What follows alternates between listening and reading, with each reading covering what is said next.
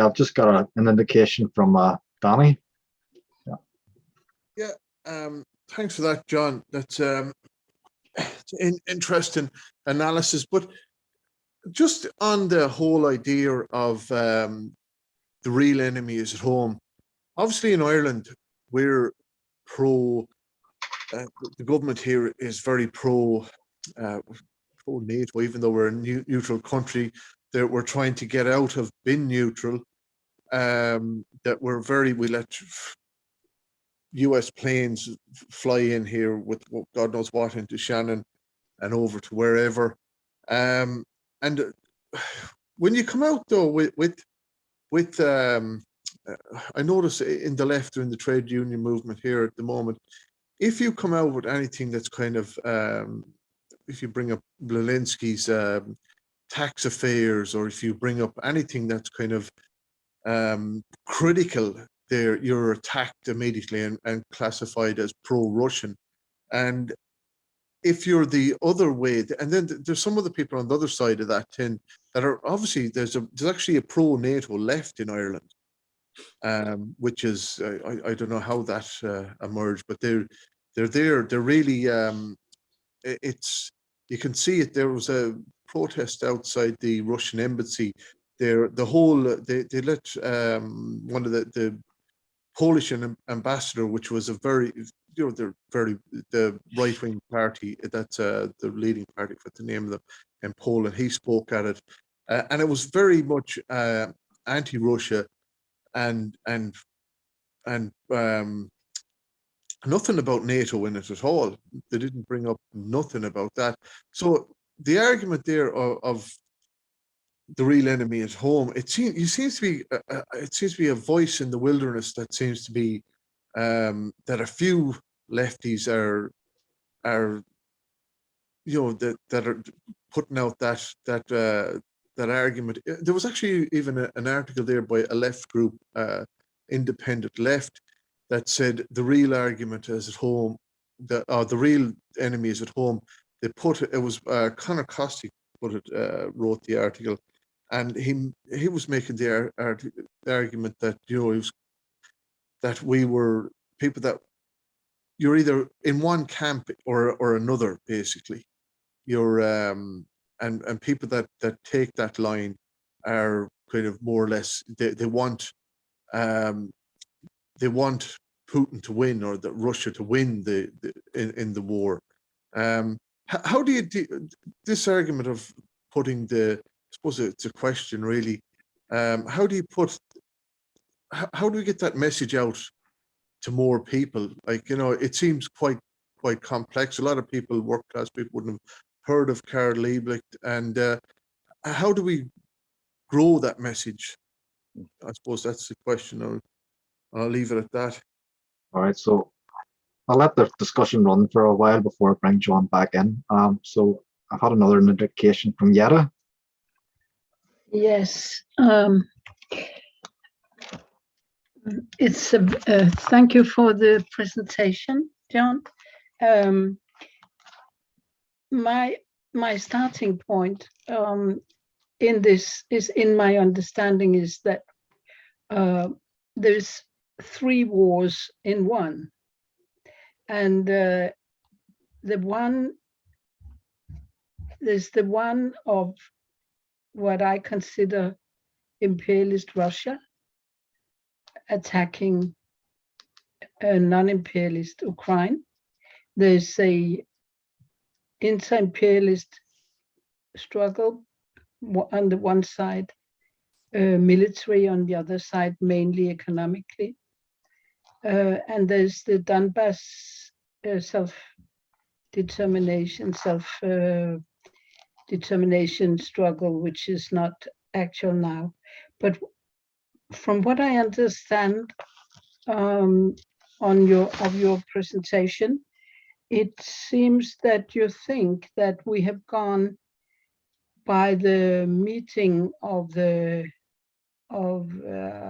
quite lately, we have gone to the stage of a imperialist to the 2 imperialist, major imperialist confronting each other. So my question is, don't you think that the focus now is still on the imperialist Russia confronting non-imperialist Ukraine? Or how do you see this? Or do you think that Russia is imperialist? So those are my questions. Thanks. Okay, so I had another indication from John McAnulty. Yeah, just have to unmute, John.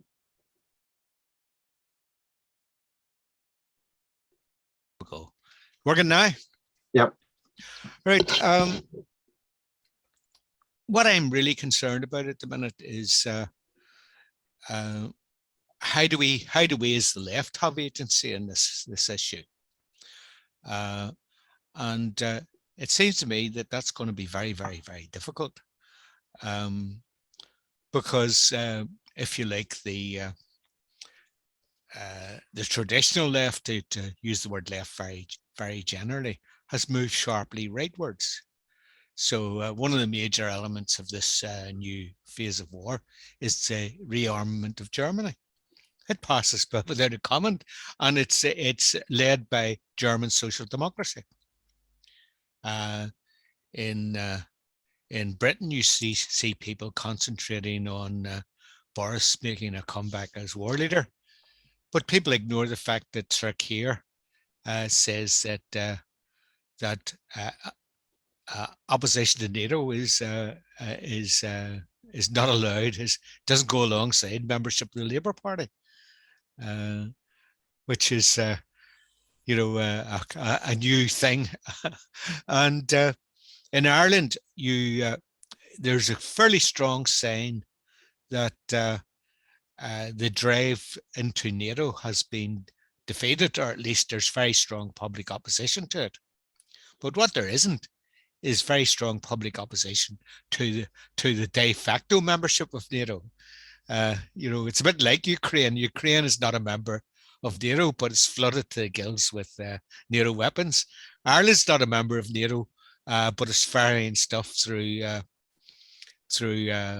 Shannon at a rate of knots, and is lining up with the US in all the various international bodies.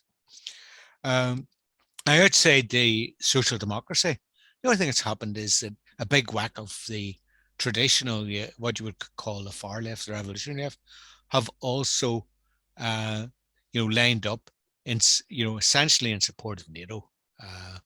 They declare agency of Ukraine, but they're in support of NATO. This war is clarifying, and it's a war between the US and Russia, with the US supported by the European powers. And most of the left are sort of running around and saying imperialism is being bold and invading our countries and so on. So they're all imperialist. The imperialists are all more or less equal, and we'll support our own imperialism. Essentially, they end up supporting their own imperialism, which is what happened.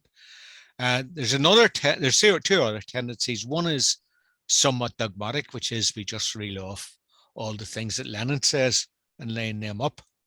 And the third one is the old CP and so on, who just support Putin, and they're happy enough with that. And what I'm trying to say is we need to hammer out a definition of imperialism that will unite a revolutionary left. We are not going, without that definition, we are not going to be able to pull together. Can I say the other thing is, of course, the workers can take action directly, and they do that. For example, in Greece, there have been a number of movements to stop the movement of arms through their country and into Ukraine. And unreported, the workers in the global south would be very skeptical of the Western press and their claims about Ukraine. But at the moment, for example, we'll be going to the May Day demonstration on Saturday. The vast majority, it's not be a big demonstration, but the ones there, the trade union bureaucracy will all be in support of the British government, even if they don't say so openly. They'll be in support of gauntlet in Ukraine and have no critical voices. So there's an enormous job to be done to sort this out, and it does depend on saying, I think the starting point is the major hegemon is the US.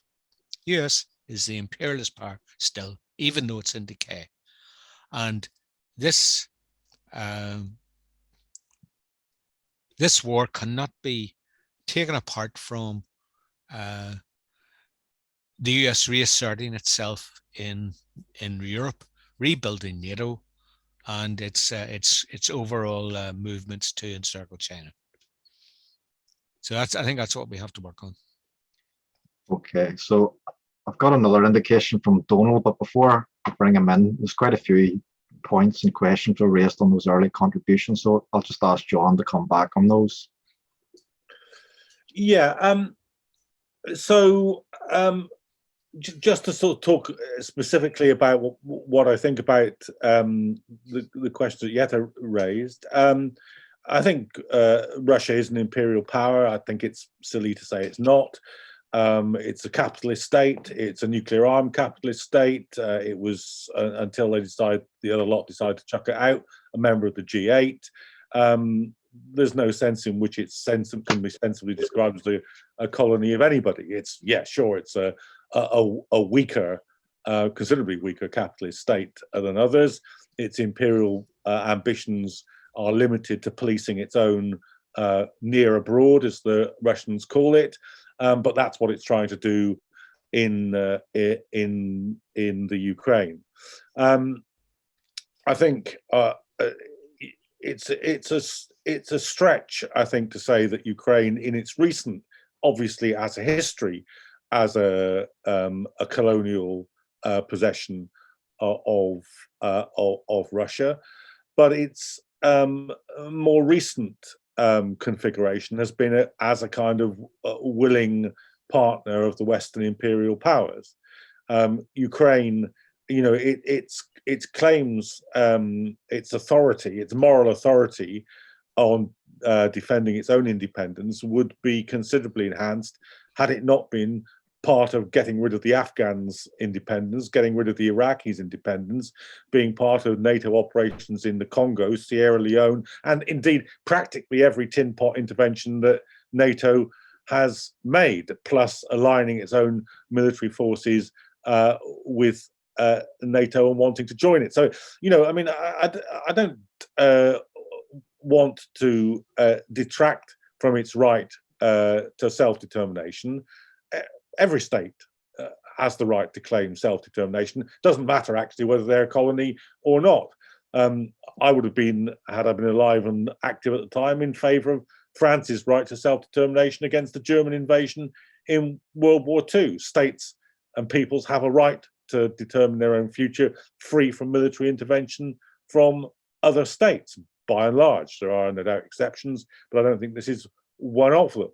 So, yeah, we're seeing a classic inter-imperialist conflict. I think the other elements in the situation, I don't disagree that there are other elements in the situation. Usually situations like this have more than one dimension, but you have to decide over time which is becoming the dominant element in it. And I would say in the months that this war has been taking place, the dominant element has been that it's a proxy war on NATO's behalf, using the Ukrainians to deal with the Russians. I still think that the only likely or possible sensible peace will be ones where, and this is, you know, ignored actually by Boris Johnson and by Biden, but Zelensky has said that a peace would be Ukrainian neutrality and Russian withdrawal, and I think that's where, if there is going to be any peace,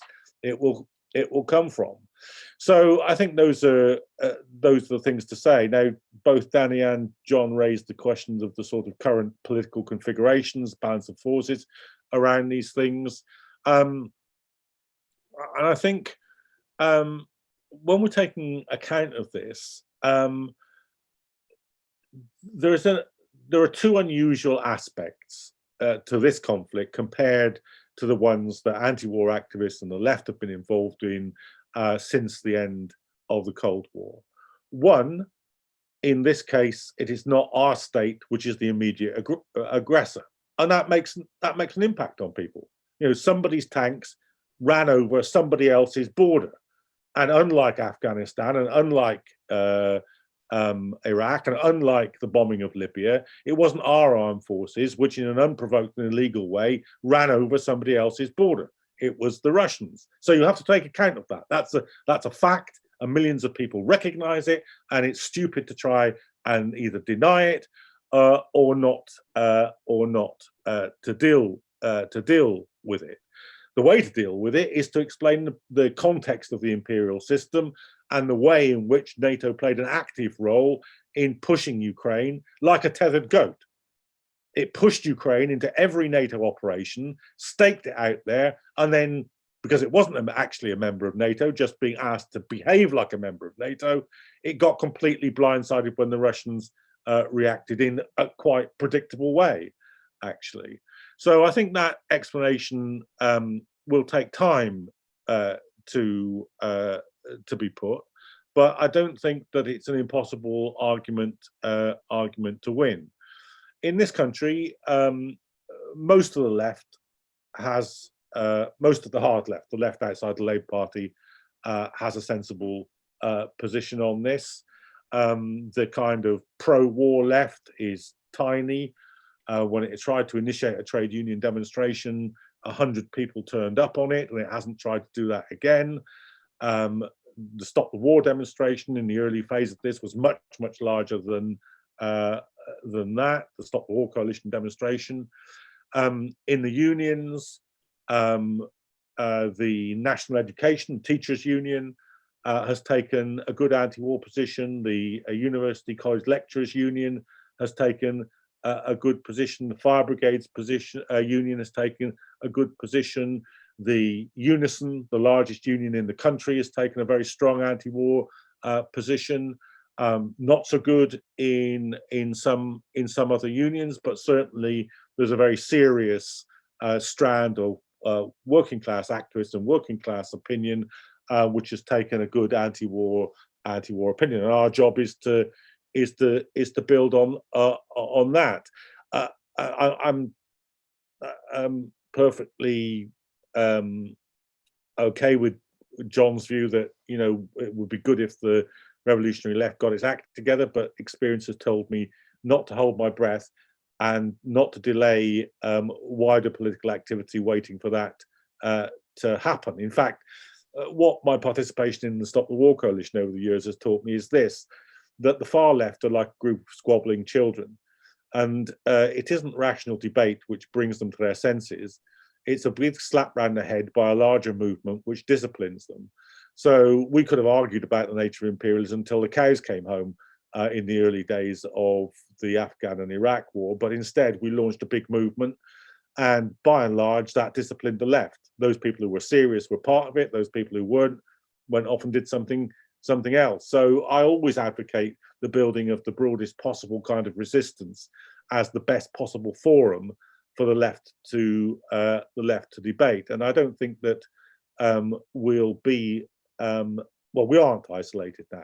We don't have the scale of movement that we had around the Iraq war, but it's not true that in the Labour movement, the pro-war left is larger than the anti-war left, and it's not true that most unions have taken a terrible position. So we've got a reasonable basis to build on, and I think the events are already taking the gilt off the gingerbread for the British ruling class. And of course, they have a very good hand to play, because it's kind of perfect situation for a kind of plastic Churchillian like Johnson, because we aren't actually at war. And that's important, because the British aren't yet sending anybody to kill anybody in Ukraine or to be killed in the Ukraine. So it's all rhetoric, it's all ideology at the moment. And that plays to Johnson, that's what he loves. But the more it turns into a proxy war, the more the armaments pour in there, the more there's pressure for actual deployment of troops, the less easy the kind of hyper patriot rhetoric will be to sustain itself, I think. All right, thanks for that, John. So I'll just go back into the discussion. I've got a couple of indications. So first, one from Donald. Hi, I'll try the camera. My Wi-Fi is a bit dodgy, so hopefully you can see me.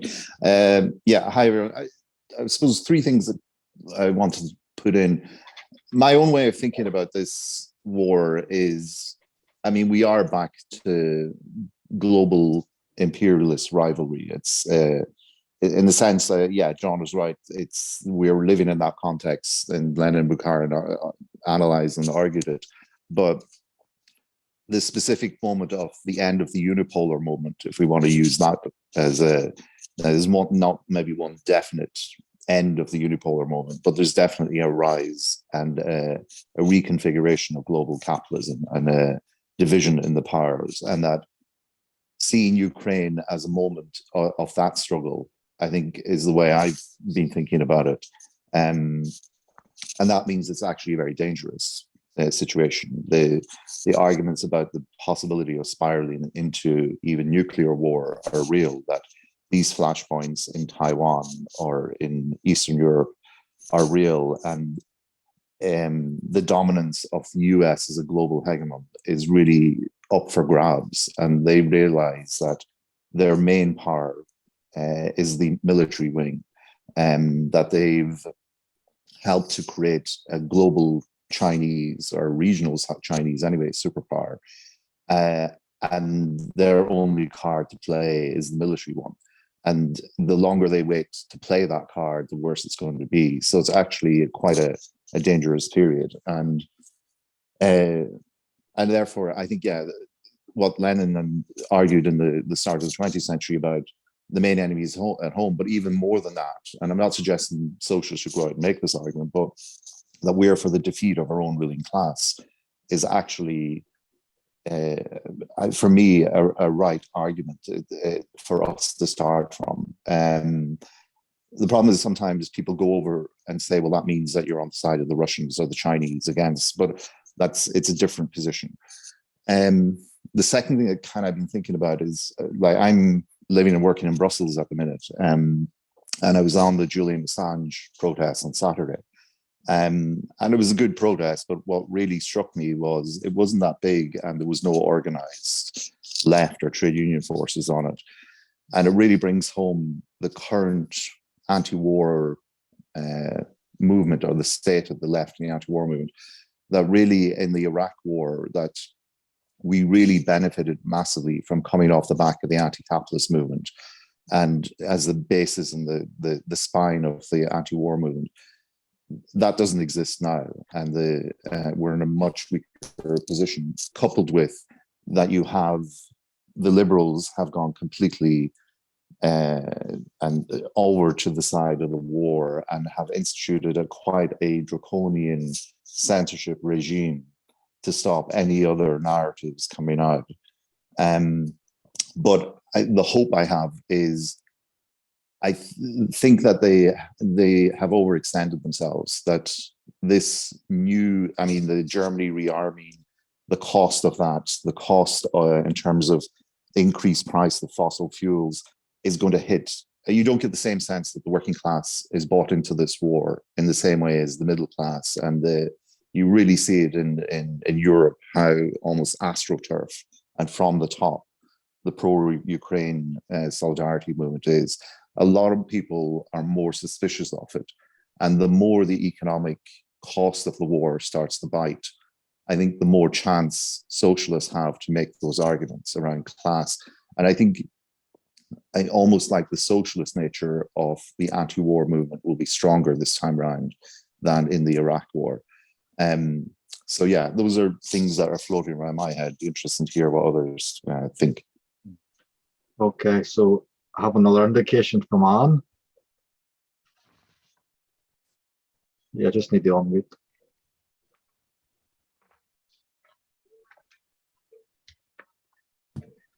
Yeah, I just sort of said I have lots of things floating around in my head. I'm not sure they're going to be very coherent. But anyway, I'll start by sort of saying that no matter what media outlet you turn on, there's absolutely cheerleading for war. And that's from the entire Western media establishment and politicians. So they're actually pro-war in a way which is, I think, sickening to people as well. And it has a reaction, it causes a certain reaction. Although people are obviously condemnatory of Russia rolling into Ukraine and the devastation, which looks very similar to what we've seen in Syria. And I mean, it could become a frozen sort of situation like it is in Syria or was in Syria. I mean, some of it resembles Aleppo. You know, we were all looking at those pictures and the devastated cities and completely, you know, refugees running for the border. In relation to the issue of imperialism, I think it's important to actually have some sort of concept of, is Russia imperialist? I read an article by somebody, but I can't actually remember who. It was on Counterpunch, and it actually sort of said it disagreed with defining Russia as imperialist. It sort of said most of them were just kleptocrats, you know, who stole property, etc. And I mean, I don't know what other definitions they had in relation to Russia as more a capitalist state, but a very corrupt one at that. So I think it is important because a lot of the left sort of actually do sort of say it's a war between them two imperialisms. And you know, and that has that's bought into, because unlike maybe in Europe, we actually have left candidates in the Dáil, you know, and who speak very eloquently on issues. I mean, I don't know if all comrades here would agree with me, but nonetheless, they have a following and they have an audience, and what they say does matter. And I think that they have been weak in the past in relation to the Syria thing. You know, they'd always be out of the Russian embassy, far less so at the American embassy. I remember a particular instance where Donald Trump was just after dropping the mother of all bombs in Afghanistan, and some of the deputies were out at the Russian embassy condemning Russia for its actions in support of Assad. So I think we do have that history, and people do actually sort of see Russia as imperialist. So I do agree with the point that John made. Maybe that's not that relevant to lots of people, but it is something that's put forward. And I have noted a certain degree of hostility about refugees, in fact. And I mean, some of it I might even share myself, to be honest, because when refugees were coming in, I was on one of the articles on the Irish Times. Lots of teachers in Ireland would have had great difficulty getting a job, but they were bringing in Ukrainian teachers, and maybe rightly so, but they were going through all of the red tape that would take other people 2 or 3 years to get through, you know, all the different processes you had to go through, and they were getting jobs. So there was a lot of hostility or, you know, negativity towards that. So I think that's beginning to show its head a little bit, not in the way that it's racism, but it's actually sort of seen as, well, other refugees got treated so badly. And with such disrespect, and dragged through the system, and couldn't get classes, couldn't get jobs, still can't get jobs, maybe after 10 years, still living on a pittance, and other people are getting medical cards, etc. So that can generate a certain racism towards Ukrainians, unfortunately.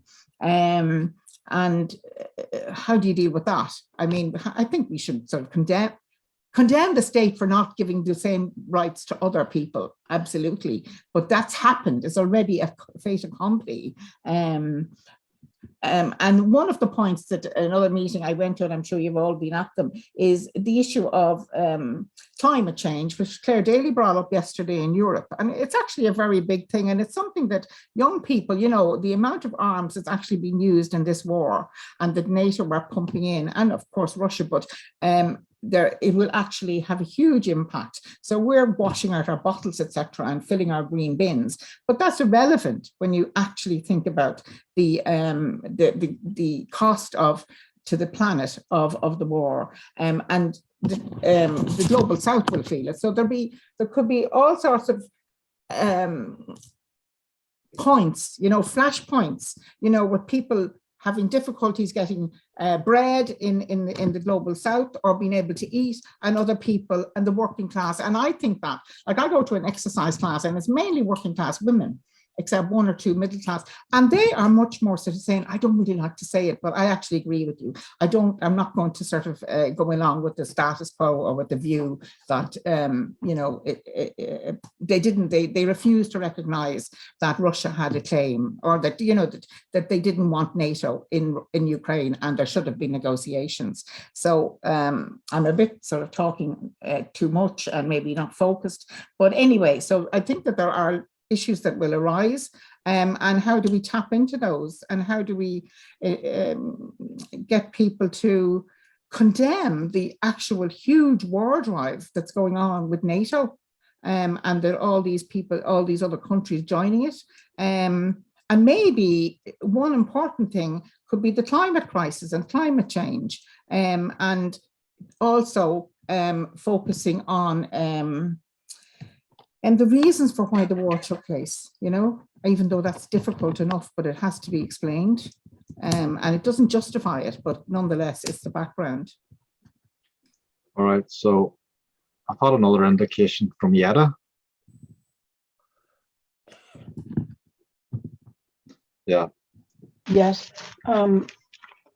There's a process in Denmark, very weak, of building an anti-war movement. So I think that I support the old saying that if you want peace, better prepare for social revolution. And I think that we need to look at the anti-war movement in that light. Not that we have the power to turn it into a instrument of social revolution tomorrow, but I think that looking at it, looking at all the different groups of and movements in Denmark, it's movements, of course, against the climate crisis, the environmental crisis. It's a huge movement in the health sector of nurses who are being paid lower wages as women in the public sector. All of them. It's movements of immigrants in ghettos. The government has produced ghettos for immigrants, and so forth and so forth. My point is that I think we should look at the anti-war movement as a united front, of all the forces who are linked together by their interests in not paying for the military costs, not paying. In Denmark, it's completely absurd. It's from one day to another, it's 2% of the national product being used for military purposes. And if we list it, the Danish government is linking itself with chains to the US, and there's so many ways in which it connects the interests of people who are fighting for the climate, people who are fighting for the health sector, people who are fighting for housing, and so on and so on. And this, I think, is, to me, this is the aim, to find a way to build a united front of all these forces on the basis against the armament and all against the government. And I think we should start working on the slogan of a workers' government on the basis of councils of these resisting forces. we should start propagandizing along these lines. All right. So, fun indication from Garrosh. Yeah, in the south of Ireland, the war has thrown up a number of issues and referred to them there a bit. The question of, well, what do we do with the refugees? And what the government is doing is saying we're going to do everything that we possibly can, that they never did with anybody else. They don't do with migrants coming in. You have a whole series of things where people's qualifications, professional qualifications, are going to recognize the breakneck speed, whereas migrants in sectors that you actually need workers in, that the state says they need workers in, jump through hoops for years in this. And even they're going to waive Garda vetting for teaching, which opens them up to potential lawsuits further down the line, given the history of sexual abuse in Irish educational settings. But there are other issues that, just the other day they announced that Baggot Street Hospital, which has been vacant for 2 years, is to be given a little bit of a revamp so as it can house refugees. So for 2 decades, we had a property in the city centre of Dublin that could house the homeless. There are about 7,000 homeless in the south of Ireland, a good number of whom are actually also migrants from Eastern Europe who fell in hard times after the crash in 2008. And then the ghost estates that were left after the 2008 crash, we're talking about pulling some of them in, finishing them off for houses for refugees. This will actually create some blowback, which will be taken advantage of by the right. And the only answer to it is in terms of arguments around social housing, is in terms of arguments around migrant rights in general, not specifically Ukraine, but in general around people coming into the country from abroad or even returning immigrants, etc., etc. These are political positions which are not really been taken up. The question about what are we going to do with these Ukrainians, because the old slogan of no room in the inn is almost true in the case of Ireland, given the housing crisis, is how to house the refugees rather than actually a question of, well, what type of housing policy do we need? We're able to pull out the plugs, all stops for the moment, but even that's quite limited. The Irish state's ability to actually do what it's saying it's going to do for the Ukrainians is actually quite limited. But you need to actually say these things in terms of universal rights around health, universal rights around education, universal rights around housing. The debate about what should be done in relation to the Ukrainian refugees needs to be taken out of the context of the war in terms of general policy in those areas, that the arrival of the Ukrainian refugees has actually highlighted to the mass of the public in a way that I'd never done before. On the radio today, they were talking about, these people that they come in, they're going to be given housing of sorts, but we still have 7,000 refugees who are held up in the asylum process and are housed in glorified concentration camps known as direct provision. And nobody's saying, well, let's get them out of there. Let's get them into reasonable housing, etc. So there's an awful lot of issues that come up like that. And, but in relation to the war, there are also, I think actually we do need to have proper political discussions about what's happening. The media has shown itself to be a propaganda arm, but also actually, people bandy around terms like war crimes without actually understanding what constitutes a war crime and how far up the chain of command and why the responsibility may go.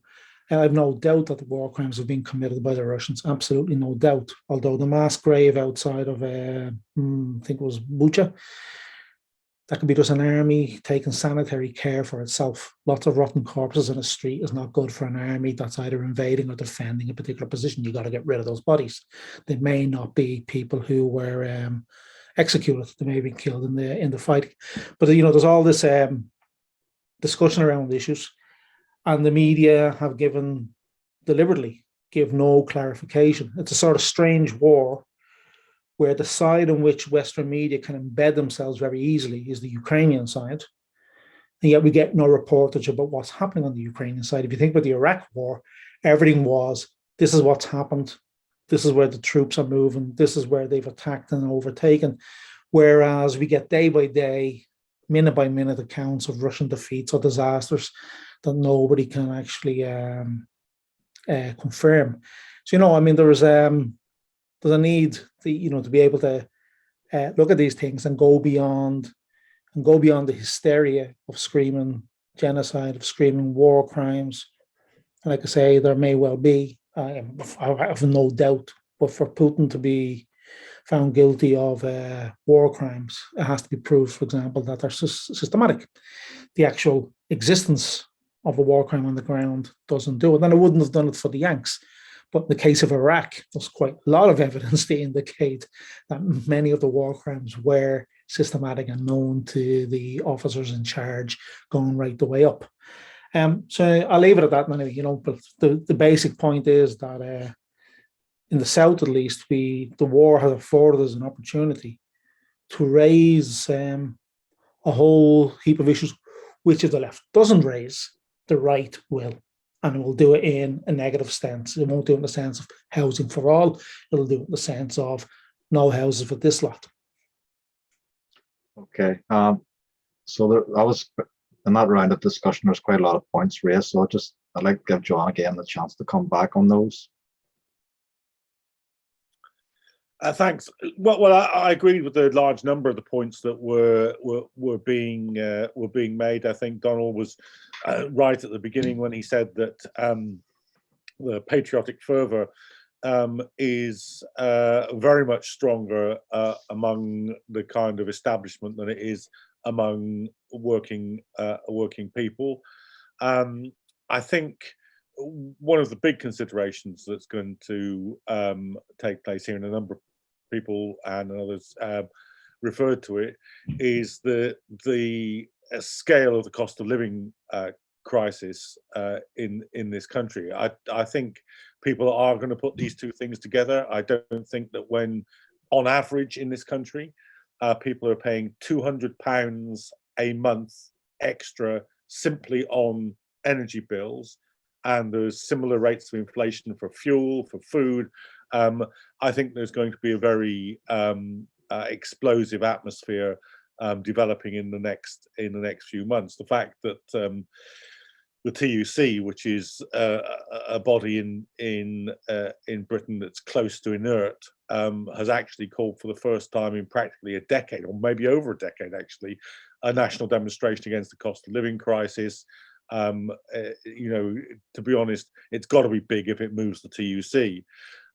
So I think there are going to be considerable opportunities to link the cost of war, the rearmament, and so forth with the cost of living crisis. I think Jette was right that the United Front model is the most effective model for doing this, and the best way for revolutionary socialists to be able to work with others to create a large movement. That was certainly the model that we quite consciously used with the Stop the War coalition when we launched it in response to the Afghan and Iraq wars, and again with the People's Assembly Against Austerity, which has been responsible for the biggest anti-austerity demonstrations in this country.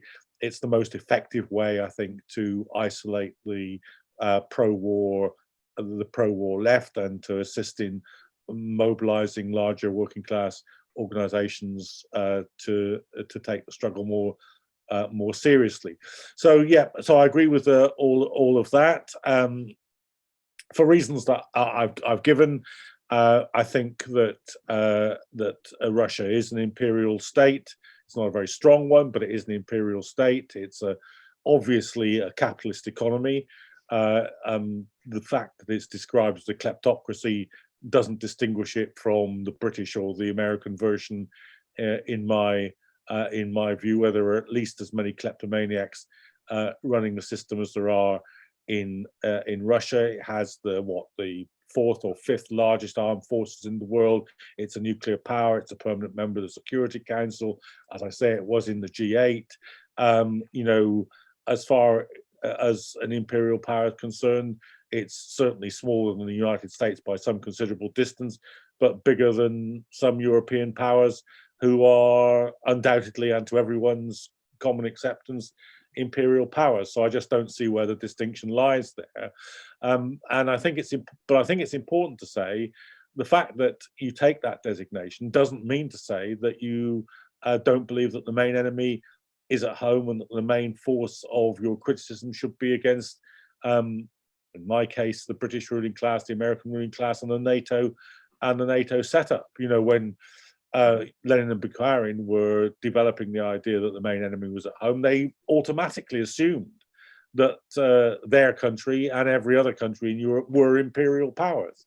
It's not a requirement of being an effective critic or activist against your own government to hold that the opposition government isn't imperialist. They're all imperialist, and for political reasons that I've explained, the job of people is to take on their own government.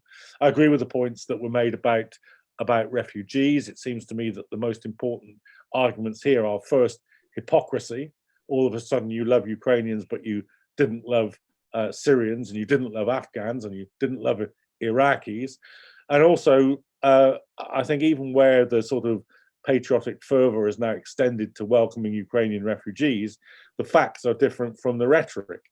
In Britain, the Home Office is running an unofficial policy of accepting all Ukrainian refugees except one child in the family. And by excluding one child in the family, of course, it forces the other members of the family to make the most god-awful choice between either leaving a child behind, or, as many of them, of course, do, not coming at all. So the actual practice here is a long way from the rhetoric. So I think exposing the gap between rhetoric and practice and exposing hypocrisy are a big part of that argument. All right. So I'm just going to have one last round of discussion, and then I'm going to get John to come back for the final summary. So particularly in this last round, anyone who hasn't contributed before, someone who just wants to ask a question or make a point. So I've had an indication from Dave. Yeah, I think I just wanted to make the point about I think looking back at this Stop the War coalition and against the Iraq war, against the Afghanistan war in the 2000s. I think that was a really impressive movement. But I'd like to possibly ask John if he thinks, if there were certain mistakes were made in that movement, which would be a lesson for anti-war movement now. I mean, for example, although it was based on, you want to stop the war in Iraq, join this, movement, which was a very impressive movement. But at the same time, we had a lot of discussions here in socialist democracy about whether, the questions about, the nature of war, the nature of the system, were not really being particularly addressed by the things like the Stop the War movement. And it's not a big criticism, because I mean it was a great movement, but at the same time, just listen to what Yetta was saying. For example, she mentioned workers' councils as well, and I think that was a reasonable thing to say, because although she's saying united front, yes, but perhaps we need more possibly like a movement, like a cross between an anti-war movement, but also a more like a revolutionary movement, which can only really be started in preparation for things like Ukraine. In a way, sometimes the war comes and it's too late. It's too late to raise those questions. And, what we've got in Ukraine is, massive popular support for the Ukraine war, for the various reasons of, how this is materialized about the media, and the fact that, Ukraine is seen as, you know, it's a great heroic effort. You know, it's obviously very much overdone. Like, not to say, you know, self-determination is absolutely reasonable, but yeah, John could just maybe talk about, you know, if you, what do you believe if there were mistakes or weaknesses of the anti-war movements, and what should we do in the future? Anyone else wants to ask the question or make a point? Just, if you're on camera, indicate with your hand, or if you're off camera, just use the icon. So I've had a message here from Donald who wants to get in again. Just ask the question. Yeah, I don't want to cut out everyone else off, but John, be interested to hear, because the Stop the War Coalition sounds like I haven't followed it, but there's been good organizing there, and obviously the vote for Mélenchon in France. But do you have a sense of, because it doesn't seem to be elsewhere in Europe, a strong or visible anti-war movement, and maybe if you could say something about that. And then the other question, because I think it is there, and I don't think we should run away from it, but the kind of legacy of fascist politics in Western Ukraine and the complexity around that, because I mean, it is there, we have to deal with it, and I think, yeah, what your thoughts are around that.